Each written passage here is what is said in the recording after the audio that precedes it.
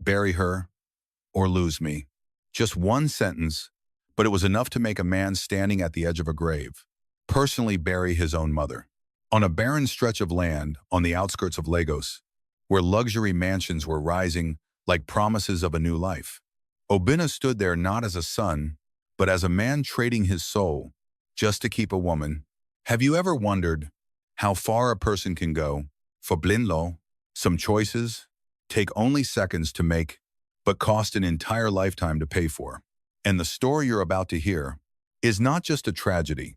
It's a warning for anyone who has ever forgotten what truly matters. If you believe every story carries a message, make sure to subscribe to the Secret Ending channel so you don't miss stories that might change the way you see your own life. And now, stay with me and listen to the end of this story. Vanessa came from Abuja, but she didn't enter Obinna's life the way an ordinary woman would. Not gently, not cautiously. She arrived like a blinding beam of light, cutting through a room long privileged to darkness so dazzling that everything old, familiar, suddenly felt out of place, even embarrassing.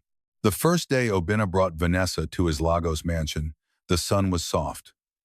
The air carried a hint of warmth, a touch of hope as if he were bringing home a new future.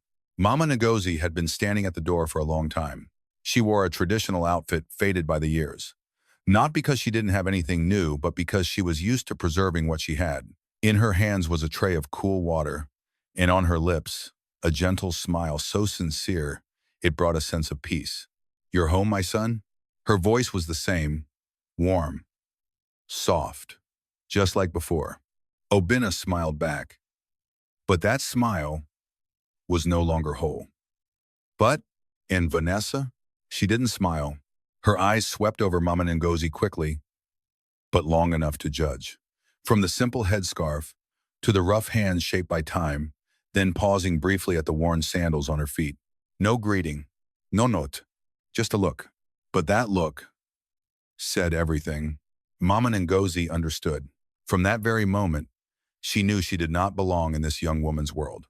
That night, at their first dinner together, Mama Ngozi personally cooked a goosey soup, the dish Obinna had loved most as a child. She remembered every detail. She remembered the little boy sitting by the stove, eyes lighting up at the smell. She remembered the days he was sad, when one bowl of a goosey could bring his smile back. She placed the bowl in front of her son, her voice as soft as the wind. "Eat, my son. I remember when you were little, every time you were sad, you asked for this." Obinna looked at the soup. A flicker of memory crossed his eyes. He reached for the spoon. "But you still eat this kind of rustic food?" Vanessa's voice cut in, soft, but sharp enough to slice through everything. No one spoke. The air froze. Obinna paused mid-motion. Mama Ngozi lowered her gaze. The smile was still there, but it had faded. Vanessa slowly wiped her hands with a white napkin, every movement elegant, flawless, her voice sweet, yet every word carried thorns. "I don't mean anything by it. It's just, you're not who you used to be. You meet people of status, of education. You can't keep holding on to things that belong to the past." The past. The word fell, lightly, but heavy enough to leave Obinna speechless. He didn't defend his mother. He didn't agree either. He just stayed silent, and that silence said more than anything. That night, when he was alone, Obinna stared at the now cold bowl of soup. He didn't see it as ugly, but he no longer saw it as beautiful either. Not because the dish had changed, but because the way he looked at it had changed. And that change began with Vanessa. From that day on, nothing collapsed all at once. No big arguments, no harsh words, just small things. So small that if you weren't paying attention, you wouldn't notice. Vanessa never told Mama Ngozi to leave. She was far too refined to do it directly. She only sighed whenever Mama Ngozi appeared, slightly frowned at her rural accent, stayed silent when guests arrived and Mama Ngozi stepped out to greet them. But that silence made Obinna more uncomfortable than any criticism ever could. One evening, after the guests had left, Vanessa stood before the mirror. Golden light reflected off the diamond earrings she was removing. Behind her, Obina loosened his tie, exhausted. Do you notice? Vanessa asked, not turning around. Notice what? The way they look at your mother. Obina stopped. Who? Vanessa smiled faintly. The people tonight. They didn't say anything, but eyes never lie. She turned, walking slowly toward him. You are Obina Nwok. You have status, reputation, yet you still let the past sit right in your living room. The words were quiet, but deep. For the first time in his life, Obina heard someone call his mother the past. And more painful than that, he didn't immediately deny it. The days that followed, Vanessa didn't stop. She didn't attack. She planted. Small sentences. Repeated thoughts. Your mother doesn't understand our life. She makes you weak. A man who wants to go far must learn to let go. At first, Obina resisted. She's my mother. His voice was firm, but Vanessa didn't argue. She only looked at him with sad eyes. I know, and that's why I endure. But have you thought about me? Do you expect me to live my whole life in the shadow of someone who doesn't accept me? She turned away. No tears, no drama, just enough to make Obina feel like he was the one at fault. And every time, he was the one who apologized. That afternoon, Mama Ngozi sat in the backyard. Sunlight rested gently on her silver hair. She was picking vegetables. Her hands trembled, but remained careful. Obina passed by. He stopped, looked at those hands. The hands that once carried him through muddy roads. The hands that counted every coin to pay his school fees. The hands that held him when he had no one left. Mama, he called softly. She looked up. Her eyes lit up like a child's. My son. Just 2 words, but enough to tighten Obina's chest. He took a step toward her. Then he stopped. Vanessa stood on the balcony, saying nothing, just watching. Hergaze colt. Distant. Judging. Obina turned away. Without another word. Mama Ngozi remained seated, holding the bundle of vegetables, but her eyes were empty. That night, she knocked on her son's door. My son, did I do something wrong? Obina stood with his back turned. No, Mama. Then why are you avoiding me? Her voice was soft, but heavy enough to thicken the air in the room. You're overthinking. This time his tone was sharp. Mama Ngozi fell silent. After a long moment, she said, I may not be good with words. I may not understand your life now, but I know when my child is slowly drifting away from me. Obina closed his eyes. Don't make things complicated. That sentence cut like a blade. She nodded. Slowly. I understand. She turned to leave. At the door, she paused.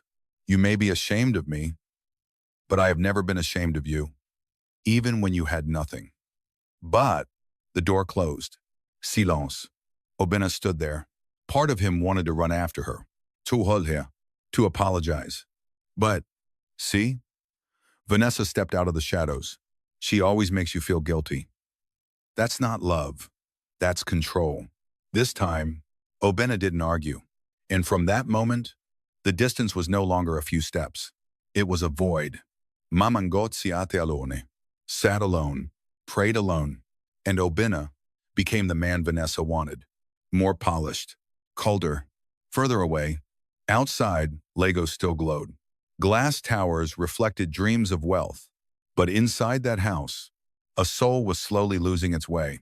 One night, Vanessa placed a file in front of him, papers to move her out to the outskirts. Obina looked, silent. My mother isn't going anywhere. Vanessa stood up, her eyes red, but without tears. Then I am. The room froze. Choose a mother who won't let go, or a wife who will build your future with you. Obina looked at her, then at the papers. He didn't realize this was no longer a choice between 2 women, but a choice between conscience and ambition, roots and illusion, real love and a beautiful lie. Outside, the city roared, but inside that room, Asson was learning how to betray his own mother. And Vanessa knew just one more step, and there would be no way back for him. Mama Ngozi never blamed Obina, not because she couldn't feel the pain, and not because she was stronger than others, but because some mothers even when their hearts are slowly crushed by their own children, still choose silence. Not because they have nothing to say, but because they don't want their child to carry even more weight in their heart. After the night Vanessa placed the relocation papers in front of Obina, the atmosphere inside the Lagos mansion began to change. Not loudly, not explosively, but clearly and colder with each passing day. No one directly told Mama Ngozi that she had to leave. Not a single request, not a single explanation. But she knew. A mother always knows. Knows when she is no longer the one being waited for in her own child's home. The next morning, Mama Ngozi still woke up early. That habit had followed her entire life, waking before the sun rose, when the city was still half asleep, when the red rooftops of Victoria Island were still covered in a thin mist. She quietly went into the kitchen, lit the stove, washed the rice, cooked porridge, then prepared a goosey soup, the dish Obina once loved so much he asked for it every day as a child. A housemaid stood at the doorway, watching her with concern. "Mama, let me do it." Mama Ngozi turned and smiled gently. A smile without blame, without sadness, just the familiar softness. "It's all right. My son likes it when I cook." My son. Out there, to all of Lagos, Obina Nwoke was a powerful man. A man standing atop towering glass buildings, signing million naira contracts, shaking hands with names the media constantly praised. But in Mama Ngozi's heart, he was still just a skinny little boy, barefoot, wearing worn-out clothes, his stomach empty, yet smiling brightly when he saw his mother return after a long day. She placed the bowl of porridge on the table. Steam rose gently, a familiar scent of memory. Footsteps echoed from the stairs. Obina came down in a perfectly tailored suit. Vanessa walked beside him, elegant, sharp, every step calculated. Mama Ngozi stood up immediately. "My son, I cooked for you." But before she could finish, Obina walked past her. Didn't look. Didn't stop. "I have an early meeting." That was it. Just one short sentence, but enough to cut everything apart. He walked past the table, past the still hot bowl of porridge, past the eyes that had been waiting for him. Mama Ngozi stood still. Her hand rested on the back of the chair, trembling slightly. Vanessa walked by, glanced at the bowl, and gave a faint smile. "He doesn't eat things like that in the morning anymore, Mama." Her voice was soft, polite, but cold enough to make someone shrink. Mama Ngozi said nothing, because she knew, if she spoke, her tears might fall. And she did not want to cry in front of the woman waiting to see her break. From that day on, Mama Ngozi began to live like a shadow in the very house she had once helped build with every coin, every drop of sweat. She no longer sat in the living room when guests arrived, no longer called Obina down for meals, no longer entered her son's room without permission. Whenever she heard the sound of his car returning, she would instinctively stand like a reflex etched into her blood. But then, she would slowly sit back down, just listening, the sound of his shoes across the floor, passing by, fading away.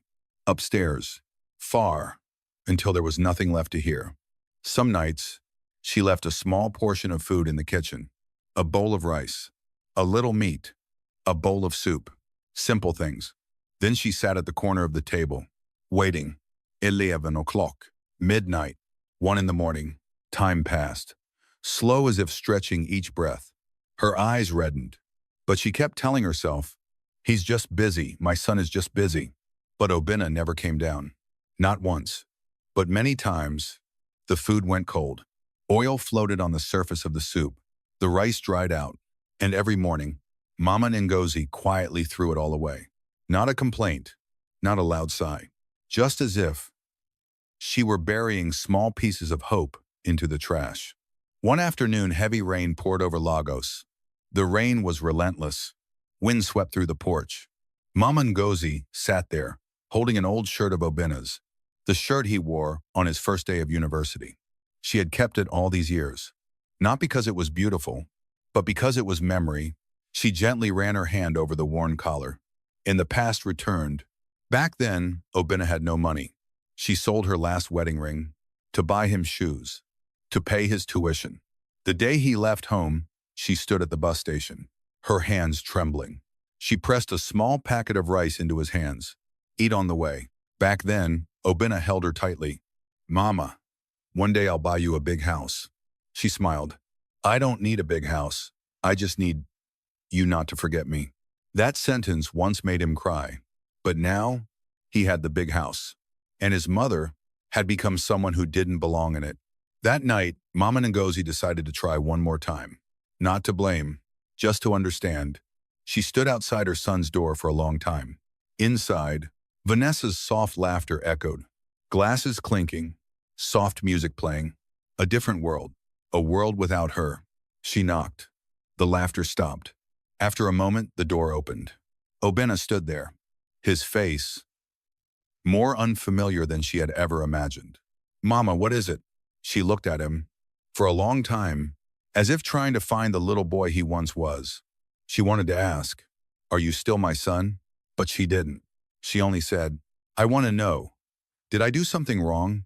Obinna sighed, a tired sigh. "Here we go again." "No. I just want to understand." Vanessa appeared behind him, silk nightgown, annoyance undisguised in her eyes. "Obinna, I'm tired. Just one sentence. But enough." Obinna turned to his mother. "Not now, Mama." The door closed. Not loudly, but enough to shatter a heart. In silence, Mama Ngozi stood there for a long time, then she turned away. Slowly, her room was at the end of the hallway, small, quiet, and growing more distant from the rest of the house. She knelt before her old wooden table, her Bible worn at the edges. She clasped her hands, her voice trembling. "Lord, please don't punish my son. He is only lost." She didn't pray for herself, didn't pray for Vanessa to leave, didn't pray for fairness. She only prayed that her son would wake up before it was too late. But some prayers, no matter how sincere, cannot awaken someone who has chosen to close their eyes. A few days later, Obinna called her to the living room. Mama Ngozi walked in. Her eyes fell on a bag placed on the floor. Old, small, as if already prepared. Vanessa sat on the sofa, legs crossed, relaxed. Obinna stood by the window, not looking at her. "Mama, I think you should stay somewhere else for a while." She looked at the bag, then at Herzon. "Somewhere else?" "I've rented a small place, not far." His voice was calm, too calm, cold. Mama Ngozi nodded. She didn't ask why. Because she already knew. Not because there wasn't space. Not because she caused trouble, but because she had become something her son was ashamed of. Vanessa smiled. "Mama, this is better for everyone. You also need your own space." Mama Ngozi looked at her. This time, her eyes were no longer weak. "My child, one day when you have children, you will understand. Personal space does not hurt as much as being pushed out of your child's heart." Vanessa froze. Obinna frowned. "Mama, don't say that." She turned to him. "I don't blame you." That sentence made him pause. "I'm just sad because you no longer remember who you are." No one spoke. Mama Ngozi bent down, picked up the bag. Inside, just a few clothes. A traditional scarf. Her Bible. And a photo of Obinna as a child. An entire mother's life, condensed into one small bag. When she stepped outside, the Lego sun was harsh. No one saw her off. No one helped. No one asked if she was hurting. Only the old gardener stood silently, eyes red. "Mama," she smiled. "Don't cry, I'm just going away for a bit." But they both understood. Some departures are forever. That afternoon, in a small house on the outskirts, Mama Ngozi set her bag down. The room was hot, walls stained. The window creaked. She sat on the narrow bed, and for the first time, she allowed herself to cry. Not loudly, not in screams. Just silent tears falling, like her life. Those hands once carried her child, raised him, protected him, and in the end, were the hands he let go. That night, even after being pushed away, Mama Ngozi still cooked a small pot of soup. She served one portion separately, out of a bit. Obinna's portion. She sat by the door, looking out into the dark road. The wind carried distant sounds of traffic. She whispered, "My son, if you're hungry, I still have your portion." But Obinna never came. The second night, she still left a portion. The third night, still waiting. The fourth night, she coughed more, but still left the door slightly open, because she feared if her son returned and found the door closed, he might think she was angry. And a mother like Mama Ngozi would rather let the cold wind blow into her bones than let her son believe he had no way back. Meanwhile, in the grand mansion, Vanessa laughed more. The chandeliers shone brighter. The meals grew more luxurious. Obina drank more. But strangely, the quieter it became, the less peace he felt. Every time he passed the kitchen, he remembered the smell of egusi soup. Every morning, seeing the empty chair, he could almost hear, "My son." But he didn't turn back. He told himself, "I did the right thing. A man must choose his future. Vanessa only wants what's best. Mother will understand." But deep inside, there was one truth he could not deny. Mama Ngozi did not leave on her own. He pushed her away. And once a son begins to betray his mother in silence, then the day he betrays her through action is only a matter of time. 1 week after that horrifying night, the mansion in Lagos fell into a kind of silence that anyone stepping inside could feel, a silence not just empty of sound, but empty of life. No more echo of Vanessa's high heels clicking across the marble floor each morning. No more trace of expensive perfume lingering on the staircase, the scent that once made Obina believe his life had entered a new chapter. No more soft laughter in his ear. No more sweet whispers telling him he had made the right choice. Everything was gone, as if it had never existed. Vanessa was gone. No goodbye. No message. No trace left behind, like a passing wind that carried everything away and vanished into nothingness. At first, Obina didn't believe it. He reassured himself. Maybe she was just angry. Maybe she had gone back to Abuja, visiting friends, or hiding in some luxury hotel, waiting for him to come find her to apologize. He called. No answer. He texted. No reply. Then her phone was turned off. That was when unease began to creep into his chest. Slowly, but unmistakably. He walked into his study. The safe was wide open. Not locked. Not broken. Just open. Inside empty. Jewelry gone. Contracts gone. Stocks gone. Cash gone. Their shared accounts wiped clean. Nothing left. Not a single trace that any of it had ever existed. Obina stood there, his hand still gripping the safe door, but the strength in his fingers was gone. He couldn't breathe. The woman he chose over his mother had left him. The woman he believed was his future had only seen him as a ladder to climb higher. But what shattered him wasn't the money, not his reputation, not even the betrayal. It was in that freezing emptiness of the room. A familiar, fragile voice echoed in his mind. My son, don't let money and beauty blind you. His mother's voice, soft, but cutting like a blade. Obina stepped back. One step, then another. Finally, he collapsed onto the floor. No longer the image of a powerful man. No longer the confident businessman who once controlled an empire. Only a child. A child who had just realized he had lost the most important thing. That night, heavy rain fell over Lagos. Rain hammered against the glass. Relentless, furious, like 1,000 fingers knocking on his past, knocking on his guilt. Obina didn't sleep. He wandered through the mansion. From the living room to the kitchen, down the long empty hallways, to the backyard where dim lights flickered. Every corner, every object carried Mama Ngozi's presence. The chair she once sat on, the stove she once cooked at, the doorway where she once waited, the yard where she once picked vegetables under the sun. He opened the kitchen cabinet. Empty. No more egusi soup. No more carefully saved portion. No more gentle voice. My son, come eat. Only silence. And that silence was more terrifying than any scream. The next morning, before sunrise, Obina drove to the small house on the outskirts, the place he had once sent his mother to. The road was familiar, but today it felt foreign. The door was closed. The lock rusted. Dust covered the steps. An elderly neighbor saw him. She stepped out. Slowly. You're looking for Mama Ngozi? Obina turned immediately. Where is she? The woman didn't answer right away. She looked at him. For a long time, Her eyes weren't angry, but they were filled with pain. A kind of pain no one could avoid.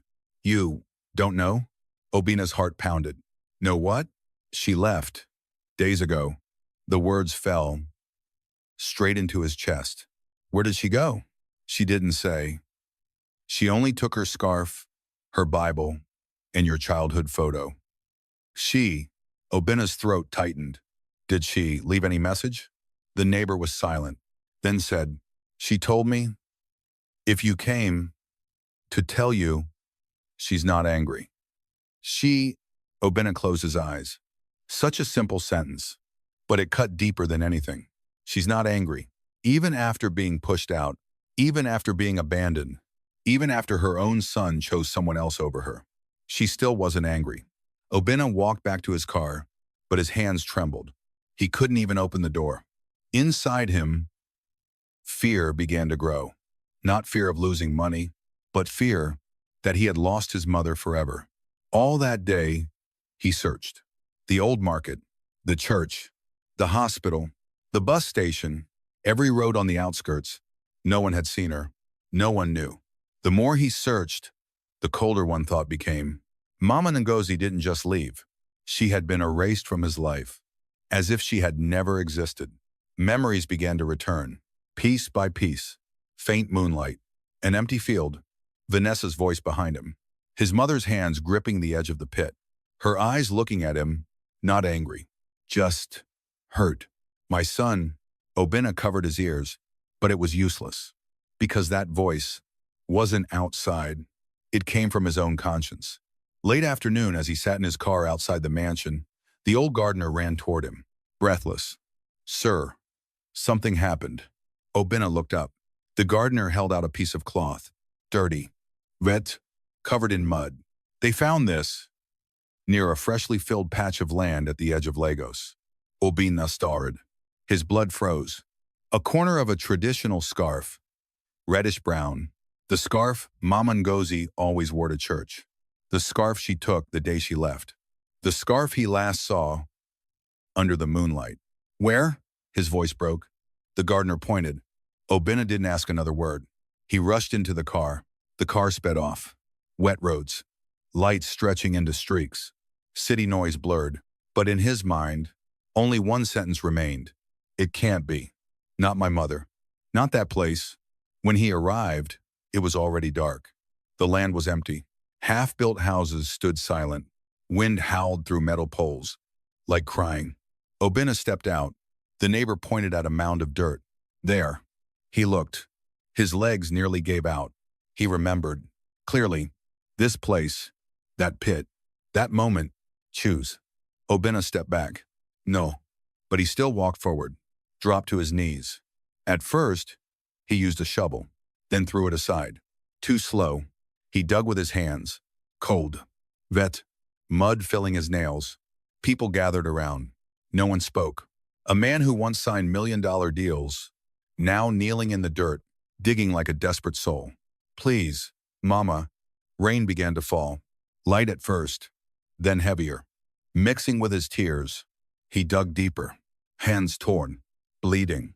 But he didn't stop. Because for the first time, he understood. Some things, once lost, can never be bought back. His hand hit something. Hard. He froze. The world stopped breathing. He brushed the dirt away.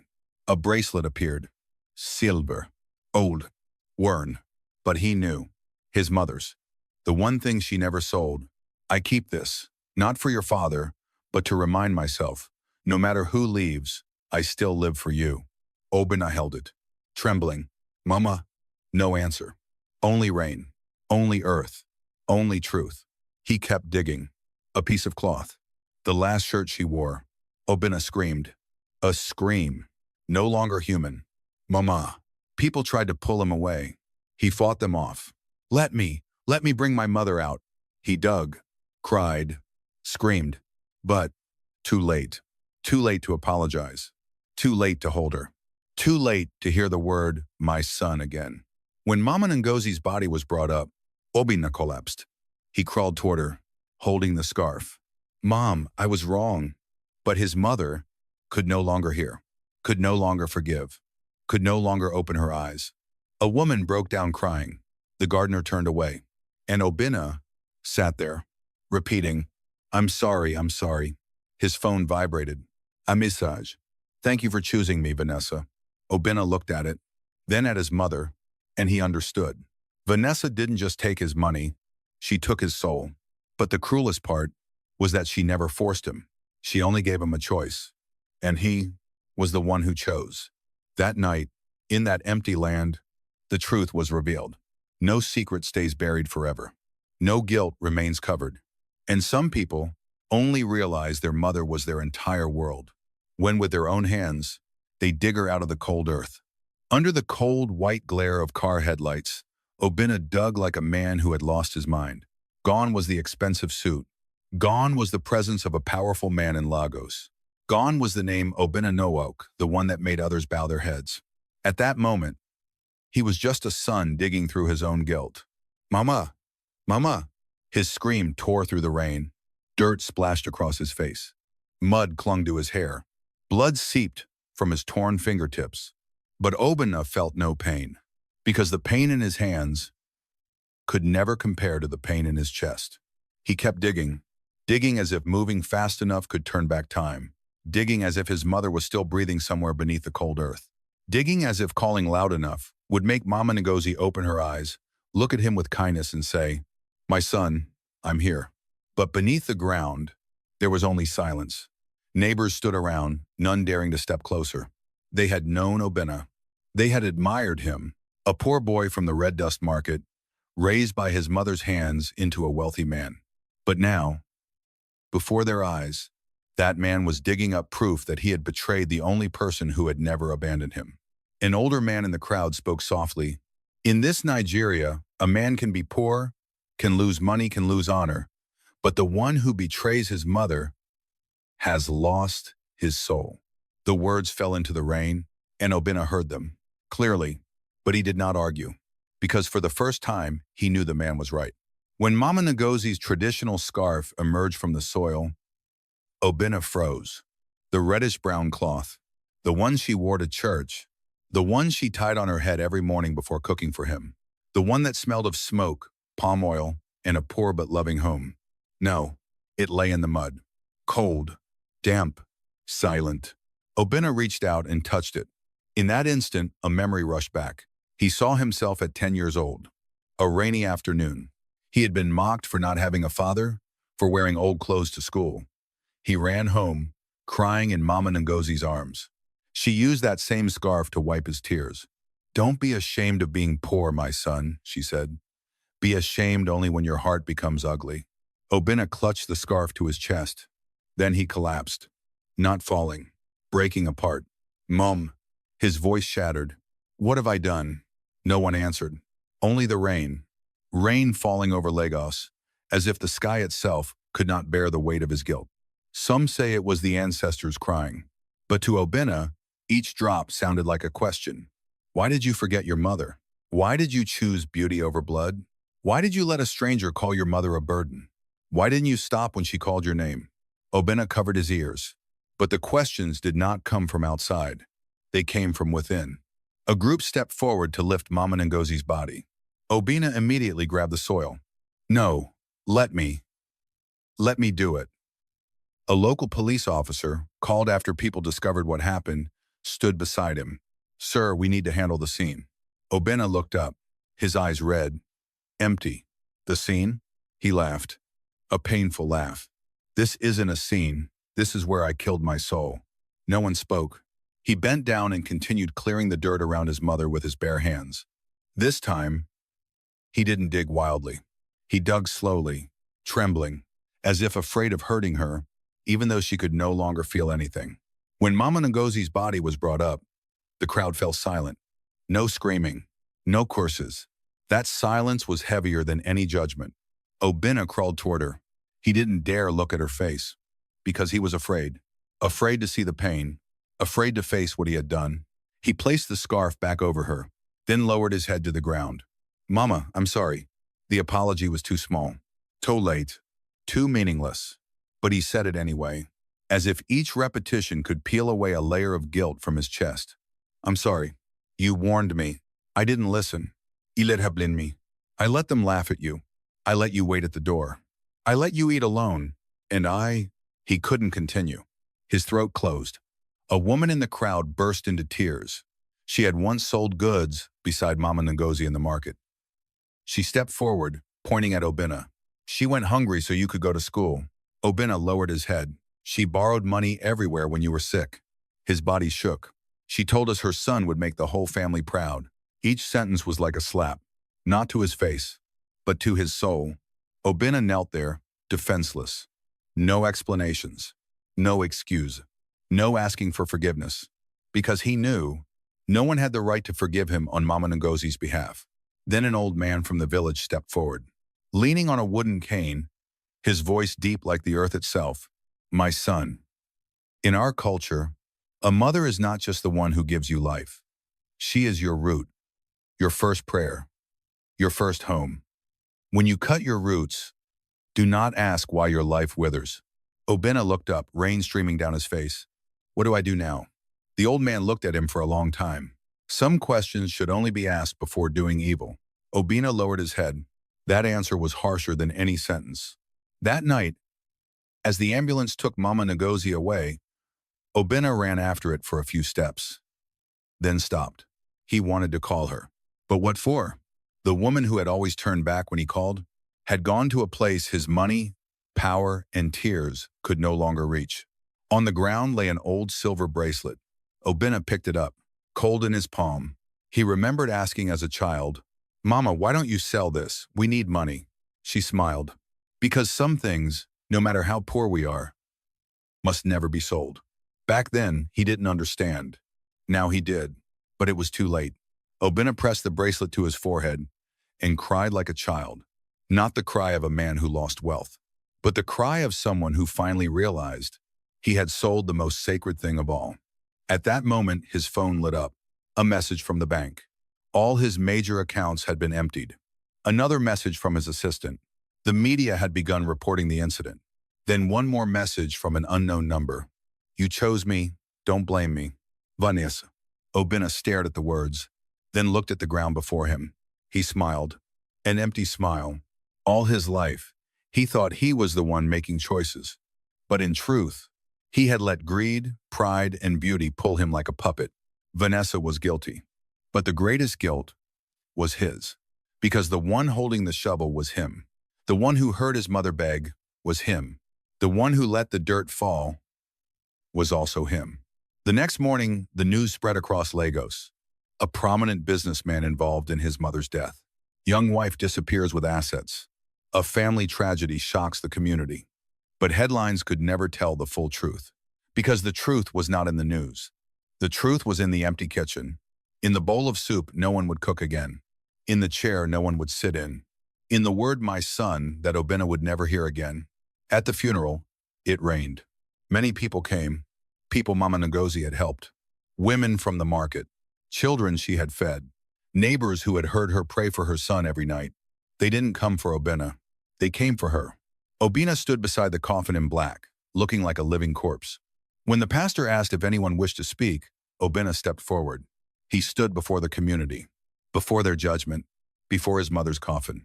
He opened his mouth, but it took a long time before words came out. "My mother was the best woman God ever placed in my life." He paused. Tears fell.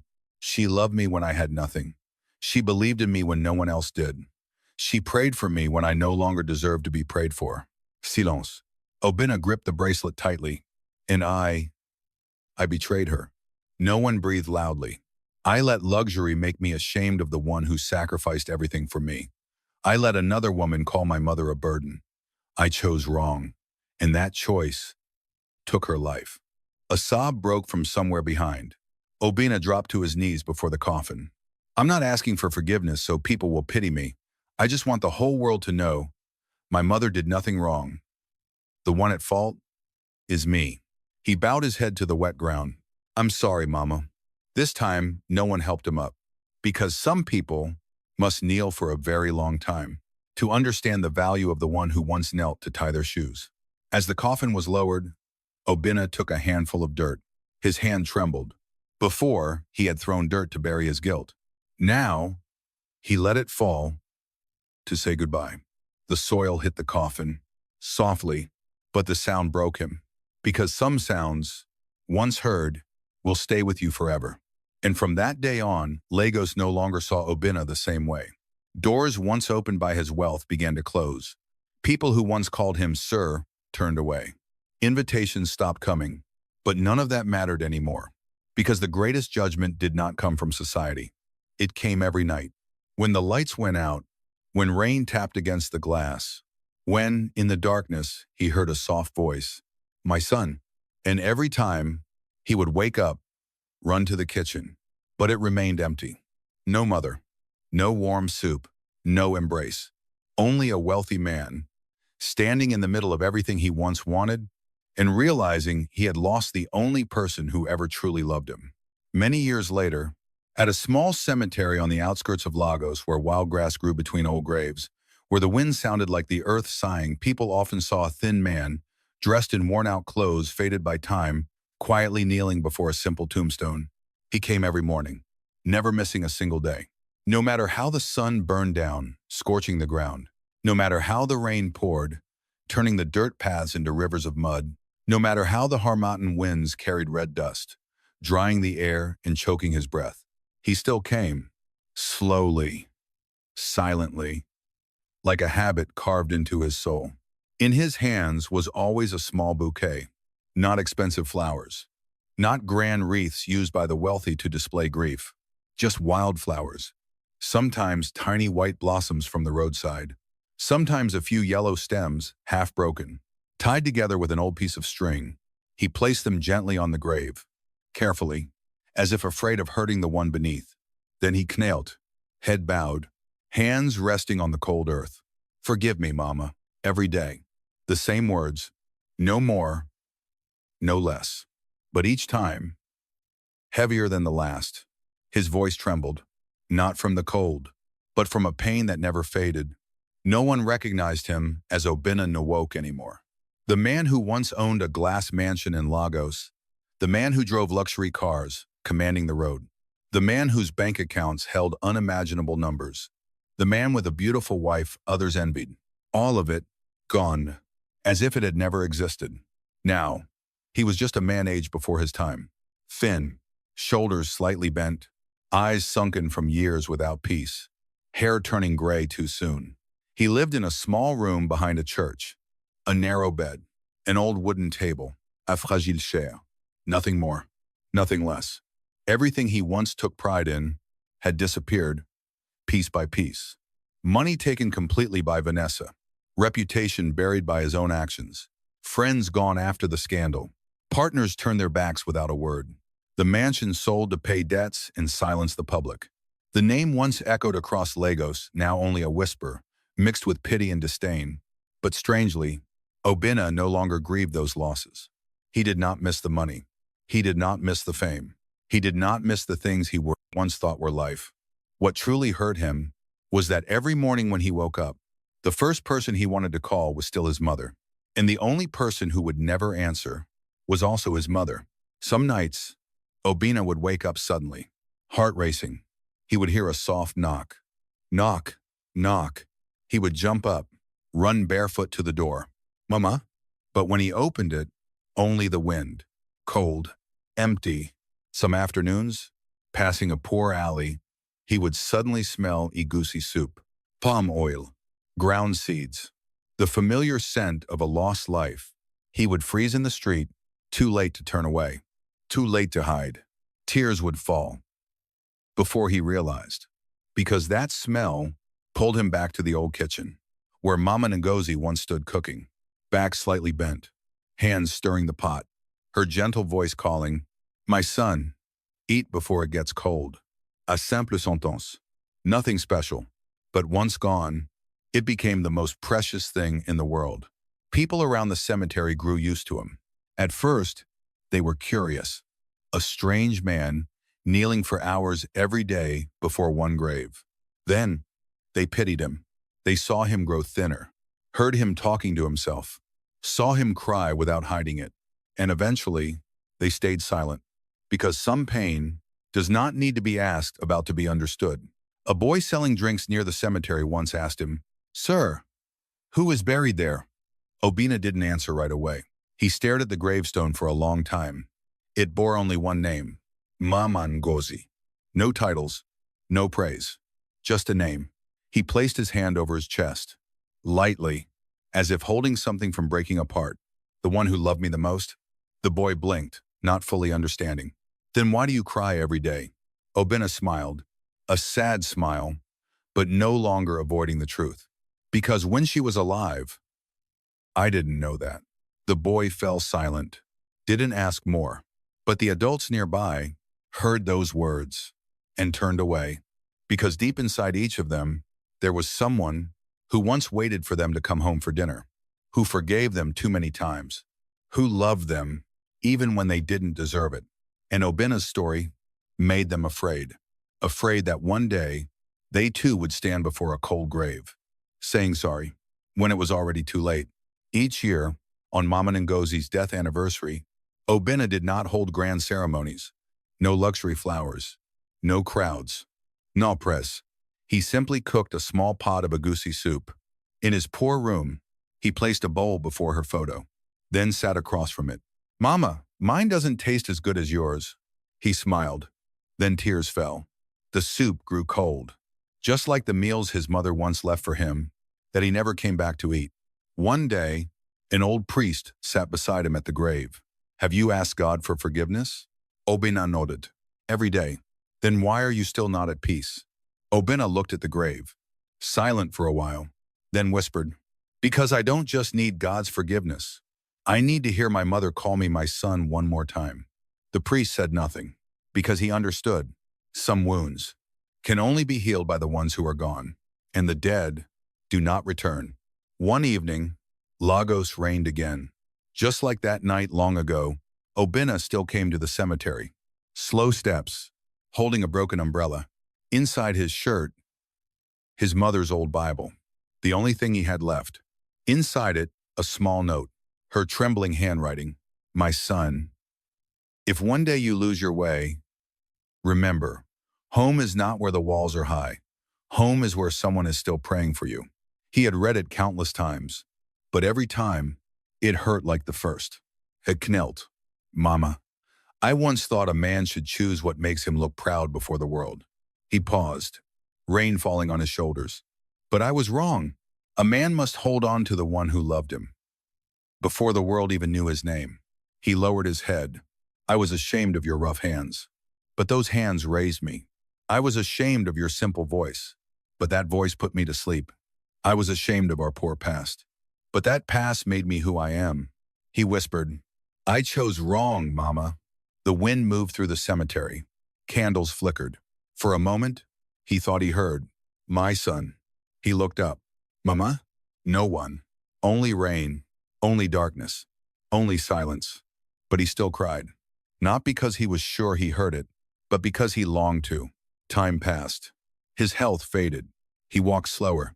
His back bent further. His voice grew weaker. But he still came. Every day, without fail. Until one morning, the boy at the gate waited and did not see him. Noon. Nothing. Afternoon. Still nothing. They went to his small room. Obina lay on the bed, silent. On his chest, the old silver bracelet of Mama Ngozi. Beside him, an unfinished letter. "If anyone finds me, please bury me near my mother. I lived too far from her when she was alive. Please don't let me be far from her again." They honored his wish. No grand funeral. No luxury cars. No crowds. Just a few poor people. The priest, the boy selling drinks, and Mama Ngozi's grave beside him. When the earth covered Obina's coffin, no one spoke, because his story had already said everything. A man can build the tallest house, but if he buries his own mother, in the end, his soul will have no home. Later, people told his story. They said, "A mother is the root. Whoever cuts the root lives like a dying tree." And every time someone passed the two graves side by side, they still saw wildflowers. Always there. No one knew who placed them. Some said the boy, Some said the villagers, some believed Obina was finally with his mother, and every day, his soul still brought flowers to say he was sorry. But whatever the truth, the story remained. As a reminder, never let someone new in your life make you forget the one who sacrificed everything for you. Don't wait until you stand before a grave to realize the meal your mother saved for you was a blessing. Don't wait until you can no longer hear "my son" to understand it was the warmest sound in the world. Because money can be earned again, fame can be rebuilt, wrong love can be left behind. But a mother, once gone, never comes back. And that is the price of betrayal. A price not paid with money, but with a lifetime of regret.